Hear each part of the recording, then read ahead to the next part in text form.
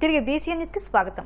పశ్చిమ గోదావరి జిల్లా ఆకువీడు మండలం సిద్ధాపురం గ్రామంలో వేంచేసి ఉన్న శ్రీ పర్వతవర్ధిని సమేత రామలింగేశ్వర స్వామి వారి దేవస్థానంలో శివరాత్రి మహోత్సవాలు ఘనంగా ముగిశాయి. ఈ సందర్భంగా మంగళవారం రాత్రి స్వామివారి తెప్పోత్సవ కార్యక్రమం అంగరంగ వైభవంగా నిర్వహించారు. అనంతరం బుధవారం అఖండాన్న సంబరాలు నిర్వహించారు. ఈ సందర్భంగా ఆలయ నిర్మాణ కమిటీ చైర్మన్ భూపతిరాజు తిమ్మరాజు మాట్లాడుతూ ఊడి నియోజకవర్గ ప్రజలపై స్వామివారి ఆశీస్సులు ఉండాలని ఆకాంక్షించారు. ఈ కార్యక్రమంలో మాజీ సర్పంచ్ అల్లూరి రంగరాజు, నున్నా గణపతి, సత్యనారాయణతో పాటు భక్తులు పెద్ద సంఖ్యలో పాల్గొన్నారు.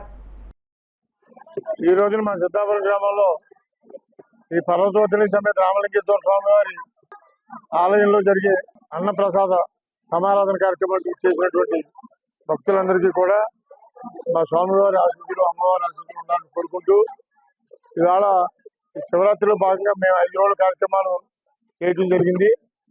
5 రోజుల కార్యక్రమాల్లో కూడా మొదటి రోజున అంకురార్పణ కానించి ఈ 5వ రోజు వరకు కూడా కార్యక్రమాలన్నీ భక్తులు విశేషంగా రావటం, ప్రతి కార్యక్రమంలో భక్తులు పార్టిసిపేట్ చేయడం జరిగింది.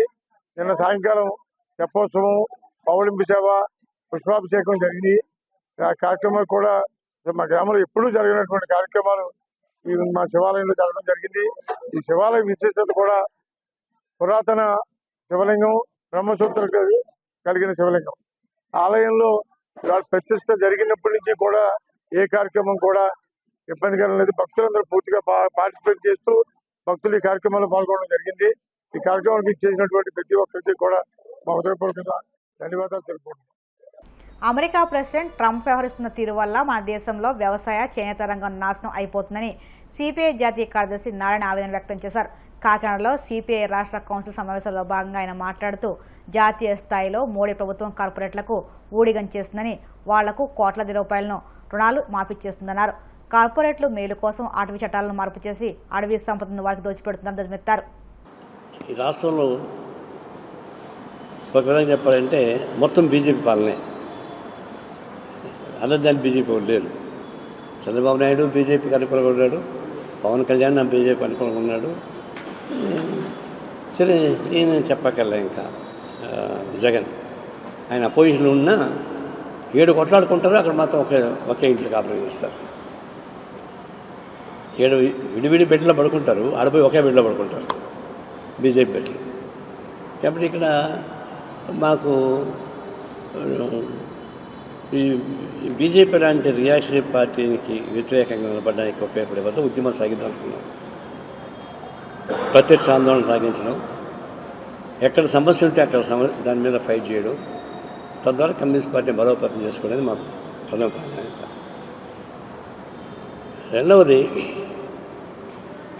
అసలు మన ప్రపంచంలో మన భారతదేశానికి అవమానకరమైన రోజు ఎప్పుడూ లేదు. మంది ప్రపంచంలో పెద్ద దేశం మంది, పార్లమెంటరీ డెమోక్రసీ ఉన్న దేశం మంది, అన్ని దేశాలు మనకు గర్విస్తాయి మన దేశాన్ని చూసి. అలాంటి దేశానికి ప్రధానమంత్రిగా ఉన్న మోడీ లిటరల్గా చెప్పాలంటే ట్రంప్కు బానిసలాగా బిహేవ్ చేస్తున్నాడు. పోనీ బానిసగా ఉంటే నాకు అభ్యంతరం లేదు, నీకు వ్యక్తిగతమైనటువంటి కోరుకుంటూ ఉండొచ్చు, కానీ దేశానికి అన్యాయం జరుగుతూ ఉంది. ట్రంప్ ప్రతిపాదనలు మన భారతదేశం రైతాంగం మొత్తం ధ్వంసం చేస్తాం. టెక్స్టైల్స్ మొత్తం నాశనం అయిపోతుంది. బంగ్లాదేశ్కి 0 ట్యాక్స్, మనకి 18% ట్యాక్స్. కాబట్టి మన టెక్స్టైల్స్ మొత్తం ఎగిరిపోతాయి.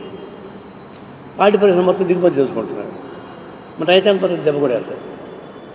అంటే ఇట్లా అంటే బీర్లు, సారాయి అది చేసుకునే ఆడడం సావని, కానీ రైతాంగం ఉత్పత్తి చేసేటువంటి ఉత్పత్తి పైన తీవ్రమైన దాడి అమెరికా చేస్తుంటే ఆమోదిస్తూ ఉన్నాడు. మంచిగా ఇంకా పొగుడుతూ ఉన్నాడు ట్రంప్ని.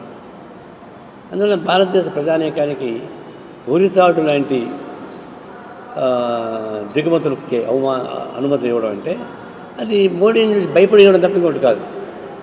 ఎందుకు భయపడుతున్నాడు? ఎందుకంటే అది ఫైల్స్లో ఉన్నాయట. ఎస్ఇన్ ఫైల్స్ 50,000 ఫైల్స్ ఉన్నాయి నేల. ఇప్పుడు 10,000 బయట తీశాడు.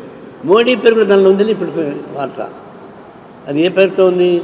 అది సెక్స్ స్కాండల్లో ఉందా, మనీ మానిటర్లో ఉందా, ఇంకోటి తెలియదు మనకి. కానీ మనీ ఒకటి తెలుసు, అదానికి అక్కడ లంచం ఇచ్చినారు న్యూయార్క్లో. న్యూయార్క్ కేసు నమోదైంది. వాస్తవానికి వాళ్ళు కేసు యాక్షన్ తీసుకోవాలా.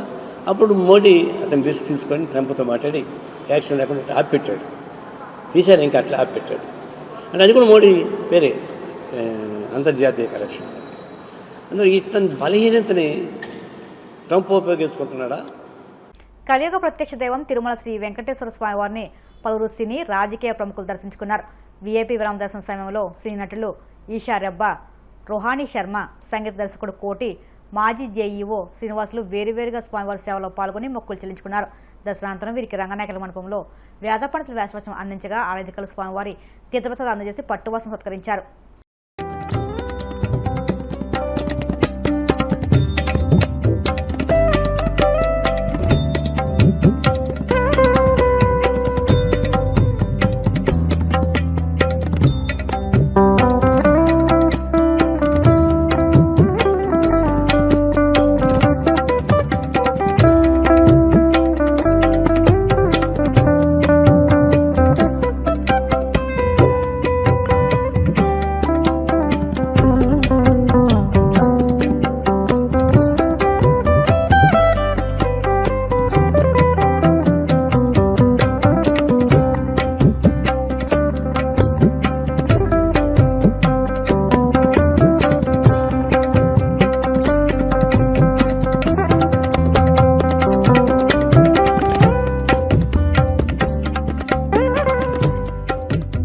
వార్తలు ముగించే ముందు ముఖ్యాంశాలు మరొక్కసారి. పలాసలో జూన్ నుంచి ప్రారంభం కానున్న కేంద్రీయ విద్యాలయం స్థలాలు ఆర్పీఎఫ్ బ్యారక్స్ పరిశీలించిన కేంద్ర మంత్రి కింజరపు రామ్మోహన్ నాయుడు. శాసనమండలి చైర్మన్ పోడియం ఎక్కిన వైసీపీ ఎమ్మెల్సీల తీరును ఖండించిన జనసేన ఎమ్మెల్యే నిమ్మక జయకృష్ణ. విలువైన సభా సమయాన్ని వైసీపీ కాలం వృధా చేస్తుందని ఫైర్.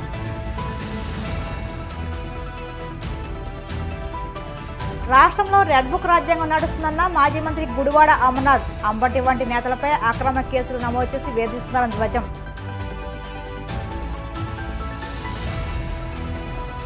తిరుమల శ్రీవారిని దర్శించుకున్న పలువురు సినీ రాజకీయ ప్రముఖులు. ఆలయ రద్దుతో స్వాగతం పలికిన అధికారులు.